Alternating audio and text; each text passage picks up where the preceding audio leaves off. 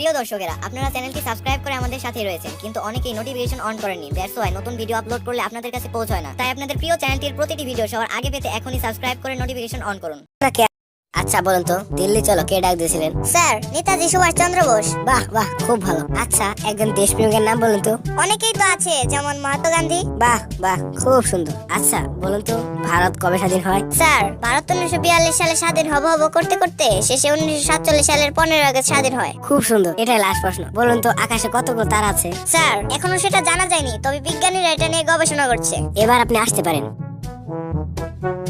ভাই আপনাকে কি কি প্রশ্ন করছে? প্রশ্নগুলো আমার তো মনে নেই, কিন্তু উত্তরগুলো হচ্ছে নেতাজি সুভাষচন্দ্র বোস। অনেকেই তো আছে, যেমন মহাত্মা গান্ধী। 1942 সালে হব করতে করতে শেষে 1947 সালের 15 আগস্ট। এখনো জানা যায়নি, তবে বিজ্ঞানীরা এটা নিয়ে গবেষণা করছে।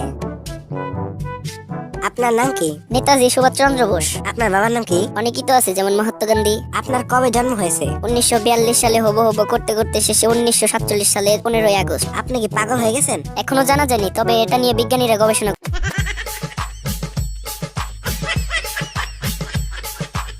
আপনাকে আমি 10টি প্রশ্ন করব যা পানির মতো সহজ, অথবা একটি প্রশ্ন করব যা লোহার মতো কঠিন। উত্তর দেওয়ার আগে ভালো করে ভেবে দেখুন আপনি কোন প্রশ্নের উত্তর দিতে চান, সহজ 10টি নাকি কঠিন একটি। আমি কঠিন একটি প্রশ্নের উত্তর দিতে চাই। তাহলে বলুন, কোনটি প্রথম আসে, দিন না রাত? দিন প্রথমে আসে স্যার। কিভাবে?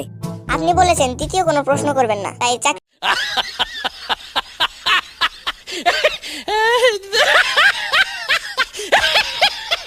একজন মানুষ কিভাবে 8 দিন না ঘুমিয়ে থাকতে পারে? কোনো সমস্যাই নেই, সে রাত্রে ঘুমাবে। একটি দেওয়াল বানাতে 8 জন লোকের যদি 10 ঘন্টা সময় লাগে, তাহলে 4 জন লোকের কতক্ষণ সময় লাগবে? কোনো সময় লাগবে না, কারণ 10 জন লোক সেই দেওয়ালটি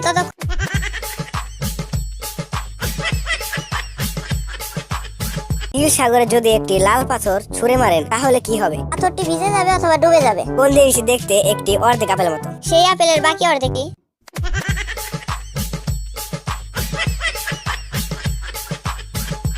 এক হাতে একটি হাতিকে কিভাবে উপরে তুলবেন? এক হাতে আটবে এমন হাতিকে জীবনেও খুঁজে পাবেন না। কংক্রিটের মেঝেতে ডিম ফেলবেন, কিন্তু ফাটবে না, কিভাবে করবেন এটা? কংক্রিটের মেঝে অনেক শক্ত, তাই ফাটার কোনো আশঙ্কাই নেই।